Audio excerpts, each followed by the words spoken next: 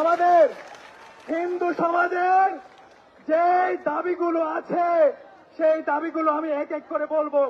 এখন বাংলাদেশ বিগত কয়েকদিন হয়েছে যা সংখ্যালঘুদের বাড়িঘর, দোকান, মন্দির ভাঙচুর, লুটপাট, অগ্নিসংযোগ ঘটনায় তীব্র নিন্দা জ্ঞাপন করে।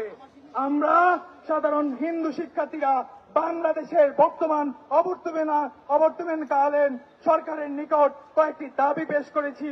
আমাদের দাবিগুলো হলো: এক, গত কয়েকদিন দেশব্যাপী সংখ্যালঘুদের উপর ভাঙচুর, লুটপাট, নির্যাতনের ঘটনা বিচার বিভাগীয় তদন্তপূর্বক দোষীদের উপযুক্ত শাস্তির ব্যবস্থা এবং নিরীহ সংখ্যালঘু ব্যবসায়ী